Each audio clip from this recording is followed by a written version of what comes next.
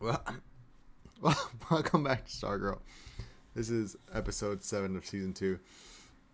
Last time we had what is probably one of the best fight scenes, edited fight scenes. I don't know about choreography because, let's be honest, we only saw snippets of each fight really. The bathroom fight scene was hilarious though, but a very great editing regardless. I'm really trying to get my friends into watching this show because I'm just like, after seeing what a train wreck Titans is, this show knows how to handle juggling multiple characters. Even though it is technically supposed to be about Stargirl mainly, I think it does a good job of like balancing Courtney's life as well as the lives of the other characters. Beth and Yolanda and Rick. From what I know, this episode's gonna be a Yolanda focused episode, maybe some Rick in there too. So I'm very interested in that because we have been getting a lot of Beth recently, which is fine. I think her story is pretty compelling and interesting, but we really haven't gotten anything for Yolanda, any progress with Yolanda recently. Same with Rick. They're just kind of like there right now. So really intrigued to see where we go. Again, I don't know where we go from here. We have like half a season still. We got Starman to deal with, not deal with, but I saw some theories that maybe he can reactivate the staff or something. And it kind of brings up another thing of like, I know there's another Starman in the comics at least. I don't know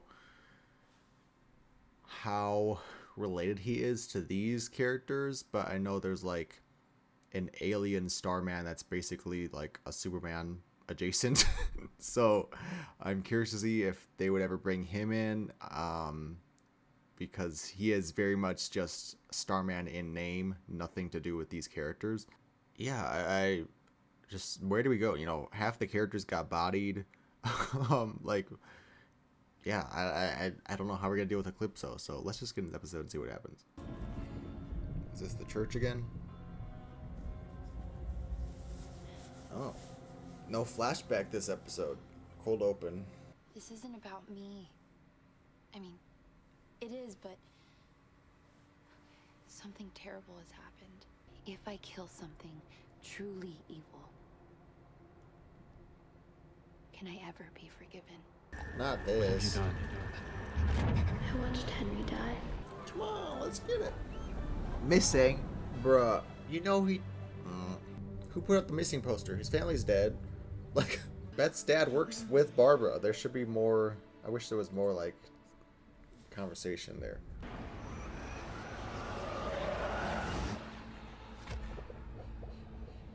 How? I want coffee now. Ah! Ah! Oh my God! I thought you were holding out your mug. No! This fucking child, no! Get him out of here. No! I hate this kid. Why is there a tattoo parlor in Blue Valley? Like, for an all-American And you're sure you can't let PG me put town, a tattoo parlor is not what I would expect to see. Yeah. them? Yeah. Yeah, They're good. sure. Thank you. Jesus. No! Okay, we'll start with lug nuts. There's a lot of lug nuts in there. Ow! I don't know. You're the artist. Oh no. She's like, I need to pray the gay away. No, I know what's happening, but still. Oh my God. In confidence, Yolanda, but How can you drag Father Thomas into your little problems like this? Miss Montez, stop. Check your tone again, Mom. Not this. Ma'am, you know it's not real. If he was there, he would just attack you. You know it's not real. Oh my God. No! Show Courtney to make sure you're not hallucinating. Come on. Courtney. Pay attention! You know damn well he's not alive. No! I'm with you So he's real? forever. You wanted to learn. That's great, okay? Wax on, wax off. You gotta wax this thing too? No! What the fuck is that? Is that like the pieces of the diamond? This. Bruh, what good will come out of this? What good do you think could come out of touching all this shit? It sucked Cindy up. You saw. The diamond. Bruh. Stop. Enough. Now look. Not this. I don't know. I'm just... So Something's why are off we about here? Pat. I thought... What? I thought they all knew that. I I didn't... thought he died when the tunnels caved in on him. I didn't realize this was just a Courtney We're secret. sorry. I would have killed Brainwave too. If I had the chance. Then why didn't you kill Solomon Grundy? My hour was up. Was it? Or did you just let Grundy go because you couldn't do it? Right, Beth? Oh no, Beth! Beth!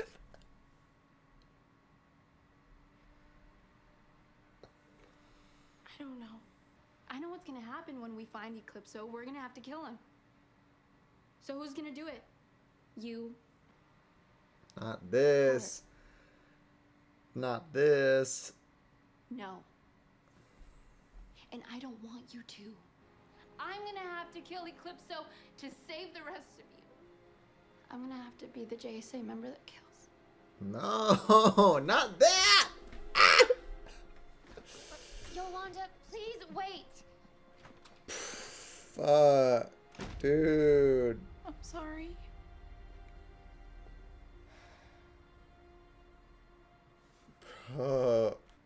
What if she confesses and then Eclipso's like, gotcha, bitch! I murdered someone. Oh my god, no. No! I told you no! Tell me what else you're guilty of. Over me, I sent my mind into yours. Yeah, that's what the theory was. Fuck! I'm a part of you now. No, I refuse. We had to cleanse I him. know. Now why the hell... why the hell is she suited up? What? What is happening? No! This ain't real. Not this. Bro! What the fuck? Sorry, I had a work call. Guess I'm working tonight. Anyways. Let's get back into the action here. Jesus. Wait, I missed something. Where the fuck did this staff come from? I quit. Wow. You know damn well. I swear to God, though, if these next 2 episodes are just gonna be this, but for Rick and Beth, bro, not like this. Not this. So was it Eclipso? Sure? It's not Eclipso. I really thought this was like a We Ben New situation. I didn't realize this was a secret. I know we said no secrets, but it didn't feel like it was my secret to tell. I don't know what I saw. You saw some damn blood. Yeah, it was him. Come on. You know damn well it was him. No, not the Beth nightmare sequence now. What? What?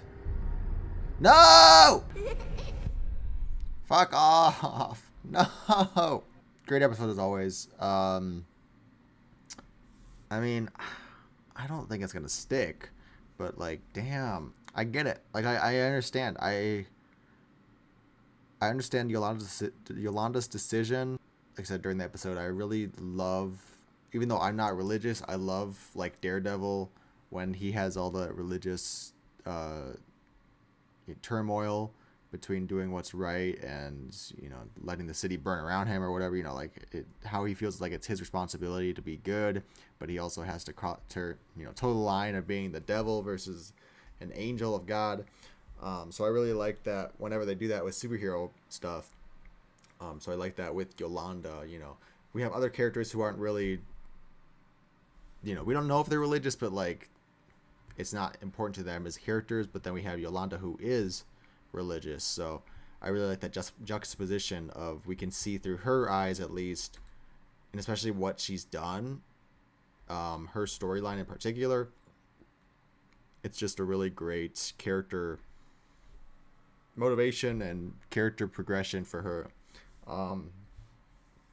Honestly, I could see it go either way. I could see it become a permanent thing that she quits, or I could see it, by the end of the season, she's back in the cowl. Obviously, I want her to come back, but I just don't know what it's going to take to convince her to come back. A really great scene when she's telling Rick and Beth, and how Rick was the one who was like all on board with it, trying to be supportive and stuff. I was surprised by that, because trope wise you'd think he's gonna be the one who's being a hard ass. And I did like that she did call him out, that you had a chance to kill Grundy but you didn't. So why, I like that they're calling that out again. But yeah, it was really great turning it on its head, because you would expect Beth to be the one who's really supportive, but she was shocked and like dumbstruck. She didn't have anything to say. So just a really great scene there. Yes, so I'm inclined to believe at face value it is Brainwave, like she said. Like Brainwave said in this episode, that he's stuck a part of himself in her and he's gonna take over her mind and stuff. Like, that's kind of the theory people had when the season first started, and it makes sense because that stuff was happening before we even got introduced to Eclipso, so it makes sense that it's actually him. My thing is, if that's the case, how do we stop it? Because if it was Eclipso, we can make some sort of countermeasure. Like, we're already dealing with Eclipso, so if this was him, we could fight it. But it's somebody we've already beaten, and we don't have any telepaths or psychic people or any, we don't have any that countermeasure to deal with someone like Brainwave. So if it is him, I'm inclined to believe it's a permanent decision that she's going to stay off the team, because how do you fix that? If it's just like her own guilt manifesting and PTSD kind of stuff, then I could see that's a way to somehow give her some therapy. Somehow we talk her back into, and there's the other difficult part. It's like, I don't want to just talk her back into the team so she can just be part of the team or anything. I want her to get better and like heal from this. But yeah, if it is PTSD simply, and it's not like supernatural, superpower stuff, I could see a way to get her back to a place of healing. This episode seems to confirm it's Brainwave. I'm still not 100% on that, just because from a story point perspective, how do you fix that? And right now I have no answers. Like, none of the characters I can think of in the show would have that power, except like maybe Dr. Fate, but even then we're never gonna see Dr. Fate in this show. Like, Green Lantern was one thing, Dr. Fate it's a whole nother. Or like the Spectre, because she mentioned God and the devil. Eclipso is the devil. The judgment, the wrath of God, maybe? I don't know. But again, that's like kind of what we need. We need something that level to take on Eclipso. Speaking of Eclipso, he seems to be targeting Beth for some reason now.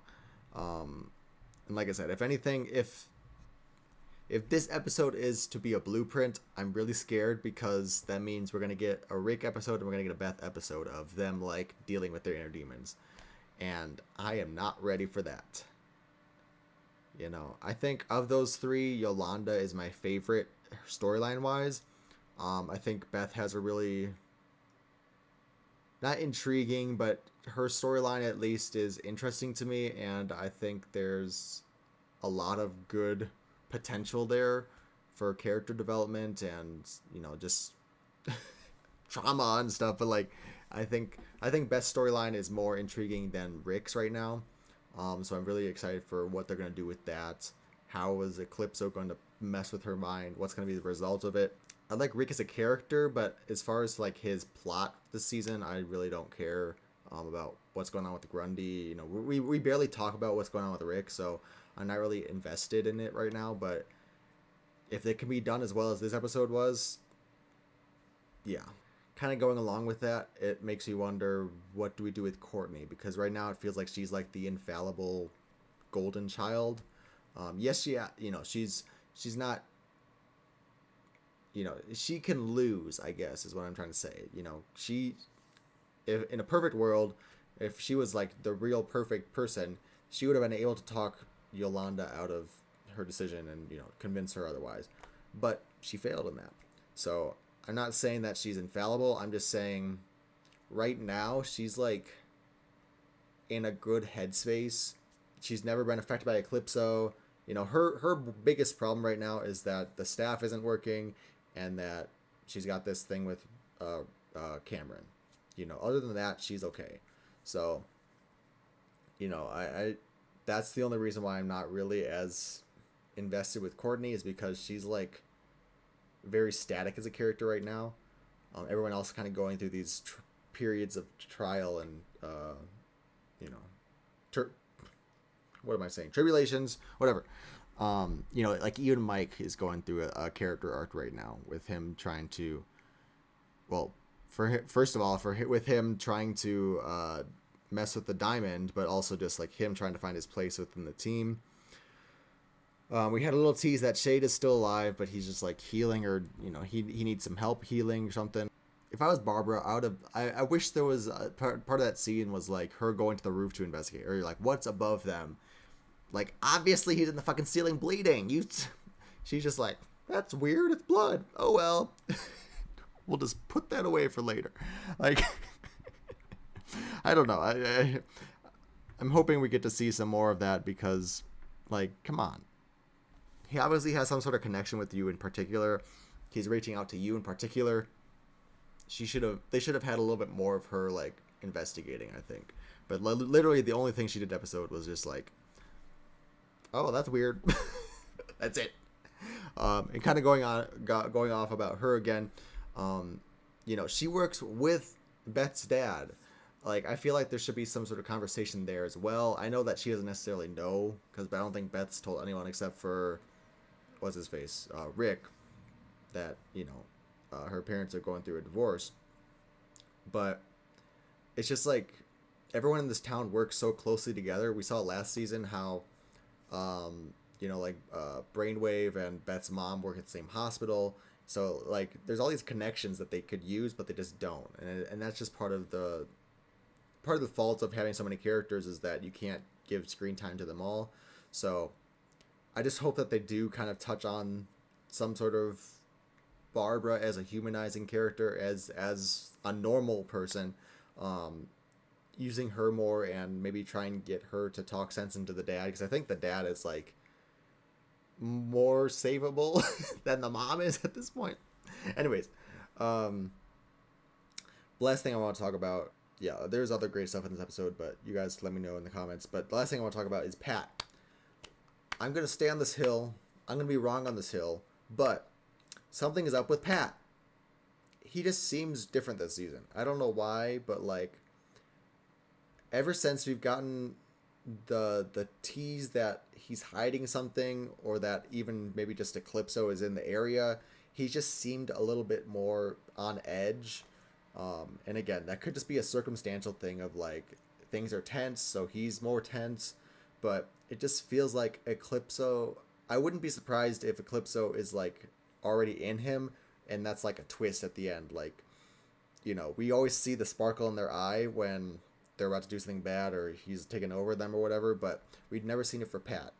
And it feels like sometimes he doesn't go full overboard like they do, like the woman at the coffee, you know, with the coffee today, or, you know, back when other characters would get hypnotized and stuff, they'd actually do something like really, really out of line. But like he's just been a little bit angrier, or a little bit more strict, or a little bit more oomph in his voice. So I'm just like, again, it could just be character choice. It could just be the circumstances of the events of this story this season. but he just seems a bit less empathetic and peaceful, and like, he was such a calming force last season, especially with Courtney. He was such like a mediator, and just like trying to be an empathetic and compassionate father figure. But this season it feels more like he's just like, he's focused and determined and driven.